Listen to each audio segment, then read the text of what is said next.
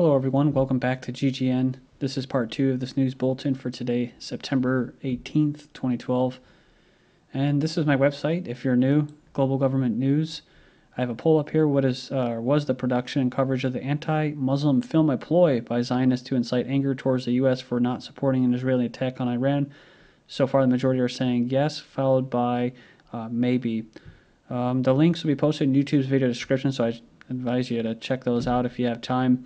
I have a news archive going all the way back to 2009, and also if you'd like to donate, I got a little tips jar now. So just like to say thank you very much to those who have donated to me recently. Okay, so we're going to cover Afghanistan because I have a lot to cover on Afghanistan. They've been in the news lately. Afghan soldier opens fire on NATO vehicle, injures one. This quote, what is it, blue on green or green on blue insider attacks. In the latest of the series so-called green on blue attacks, an Afghan soldier has opened fire on a NATO vehicle in the southern province. So just like the reasons for everything else that's happened, deploying of troops, shutting down embassies, they're all blaming it on what? The anti-Islam video. But I just think that this is not the reason for everything. There's a lot of background, a lot of backdrop that's going on. Afghan sources are saying that the anti-Islam video was the main source of the shooting. Well, no. Before this, these insider attacks were going on. At least once a week. And just lately, they've been really escalating. Prior to the video, it says insurgents posed as U.S. troops to strike at Afghan air base.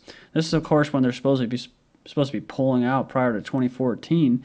It says insurgent fighters wearing U.S. Army uniforms breached the defenses on the main British-run air base in southern Afghanistan on Friday. They fired guns and rockets and apparently triggering suicide vests. The attackers killed 2 U.S. Marines and damaged or destroyed several hangars and fueling facilities. Before they were all killed or captured, the insurgents also managed to destroy 6 U.S. Marine Corps jet fighters and significantly damaged 2 others. Wow. It says that it landed a shocking blow against NATO air power in the region. So who knows if they got outside help. Prince Harry was primary target of Taliban on campus Bastion that killed 2 Marines from the 15th of this month. So I just find this kind of weird, though, because what? He was just in the news. Prince Harry was in the news for the naked Vegas photos published by The Sun. So was this actually part of the plan? Did they really want to carry this out to get him the collective consciousness, or what do you want to call it, directed on him, and then carry out something like this? Prince Harry was a primary target of an attack on the camp in Afghanistan, senior Taliban sources have said. Harry, who was on a 4-month tour in the war-torn country, was not in any danger during the Taliban attack on the base.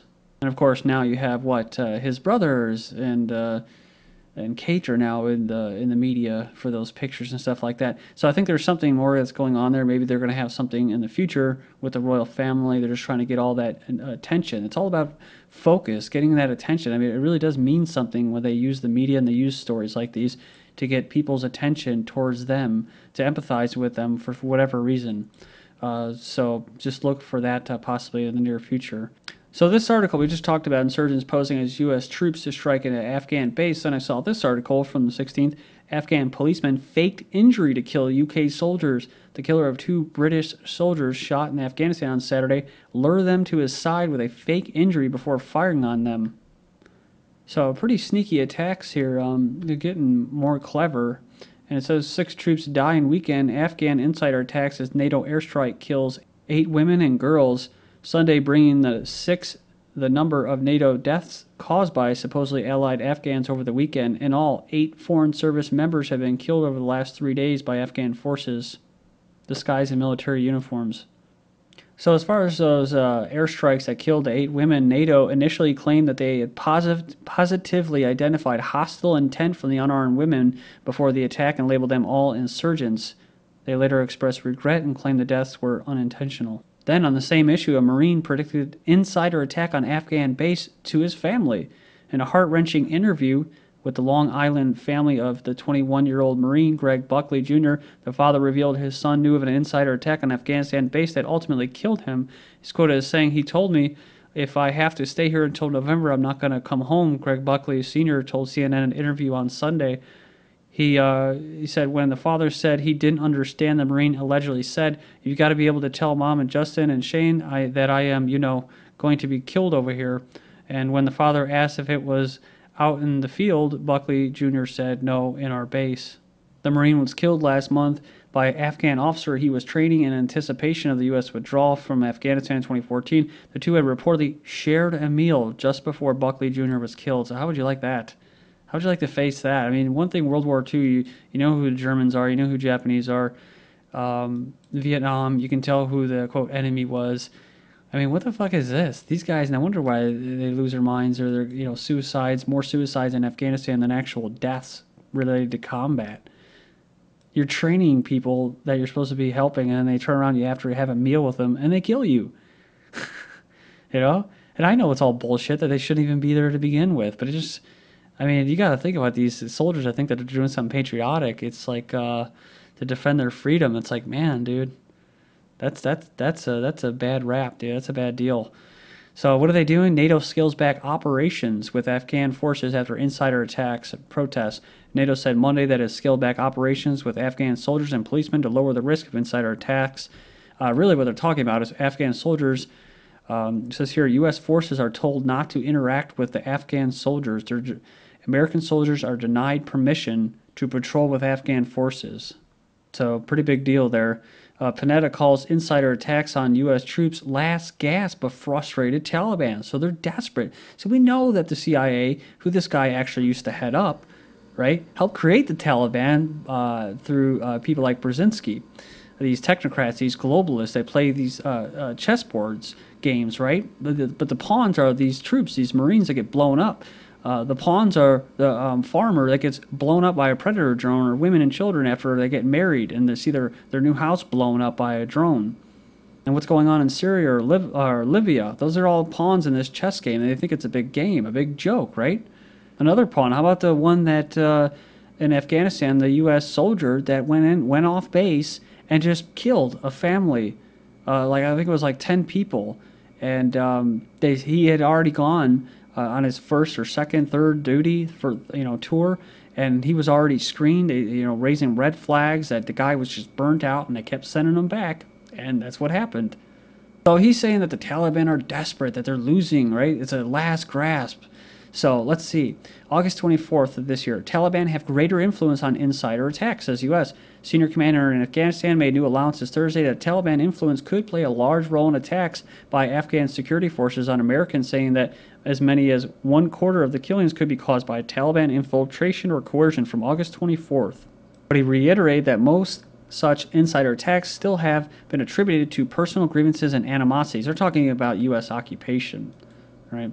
Signals clear that it's time to sit down with the Taliban. So the desperate Taliban that are behind these insider attacks says that it's time to sit down with them from September 13th, 2012. So they're going to sit down with the Taliban, which is why they're rewriting their history. I've already covered this. They're just rewriting their history. They're putting up new museums, and they're going to have the Taliban partially in charge, along with their puppet Karzai. It helps him with elections and that.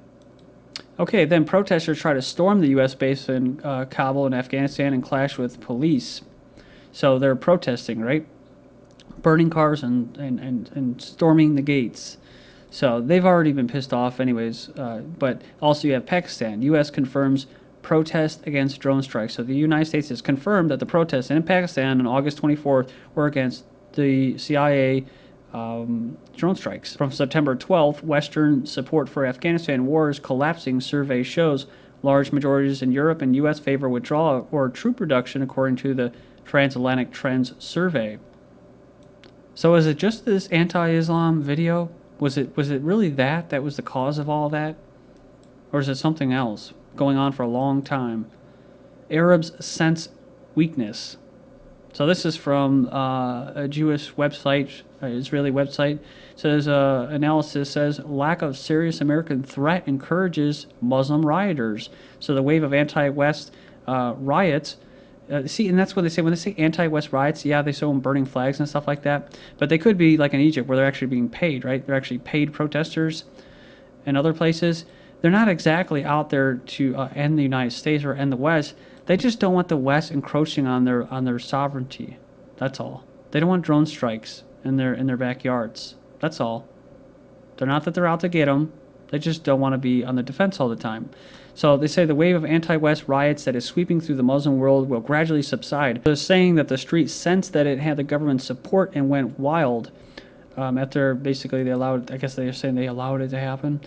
Now the moderate Islamist leaders, including Egypt's Morsi and the Muslim Brotherhood, are taking action because they realize that this wave threatens them as well. But they're playing a dangerous game, right? They're walking a fine line here. These guys, that basically without the West, without the Zionists and the Anglo-Zionist faction, Saudi faction, creating this Arab Spring, they would have never have been there. So they have to, like that Sheikh Hussein was saying about the Pied Piper, they have to march when they say march because they put them there. But at the same time, they have to appease their Muslim populations that are pissed off at the West. So that's why I said these are all these countries that are around Israel and all that that are supposed to give this big illusion that the whole world of Islam is rising up, right?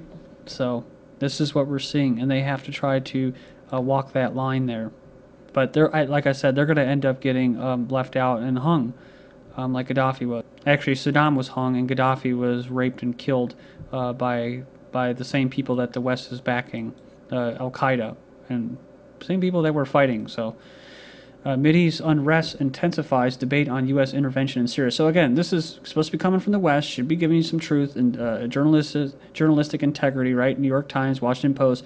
No, in recent weeks, the growing death toll in Syria pushed the country's civil war to the top of the Obama regime's agenda, with some Arab leaders pressing harder for a greater American role in topping the Syria's leader, as if they haven't already. So, like, for all those people that say, you know, this is an October surprise, right? To get Mitt Romney, get Mitt, our local country boy, a good old boy that's backed by General Electric and Goldman Sachs and AIPAC, right?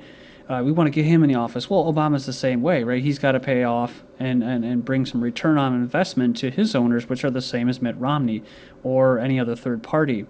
So they try to make it seem like what happened in Libya, I'm talking about alternative news sites here even, what happened in Libya was failed policy. This is the Obama policy. So they're actually, when they say that it's failed policy or Obama's policy, that they actually support a foreign policy and that they think that Obama actually has something to do with it. That event in Libya with the ambassador was going to happen regardless of any freaking policy. It was supposed to happen, just like everything else that seems to happen. It's supposed to happen. It's a part of an agenda. So it seems chaotic, but there is order to it. Defense Minister Clegg asked me because I won't support attack on Iran. A liberal Democrat has claimed he was sacked to avoid damaging coalition split over preemptive strike on Iran. Then you have French paper to publish profit cartoons. So French satirical weekly announces its Wednesday edition will contain cartoons of the Prophet Muhammad that will shock those who want to be shocked. So isn't that going to be great?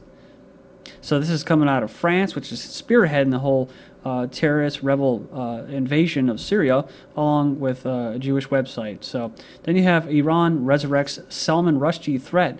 They seized on the widespread Muslim outrage over the film insulting the Prophet Muhammad to revive the death threat against Rushdie, raising the reward for killing him by almost $500,000. So I read the comment boards, and it disgusts me, the ignorance of people that just play into this thing. And it says this is a video you can go and check out. I haven't seen it, but I just started watching a little bit of it, and it looks pretty good. It's about what? Hollywood's relentless vilification of Arabs, Muslims in the media, real bad Arabs. Go and check it out. Links will be posted. AIPAC thanks Obama for steadfast support. So in a rare statement, the Jewish lobby says President has deepened America's support for Israel in difficult times. This is after Mitt Romney claimed Obama had thrown Israel under the bus. So there's Mitt Romney's going to do a better job for Israel. Look at that. Obama. Poll says Obama pulls ahead among Jewish voters. The poll shows American Jews prefer the president to Romney by a ratio of 70 to 25. And a Gallup poll also says Obama enjoys a massive lead among those with no religion, i.e. atheists or nihilists. Also, it says here, record presence for gays at the Democratic convention. That's not all. At Jay-Z's Obama soiree, a $280,000 champagne tower. It's floor-to-ceiling gold bottles in the entire space. So Jay-Z and Beyonce are going to raise $4 million for the president. Then Jay-Z and Illuminati and devil worship exposed. We all know this. But he says, no, it's just entertainment, and y'all are haters. You're jealous. Speaking of gold, Jay-Z has their own thrown in their apartment. God bless. God bless America. Thank you.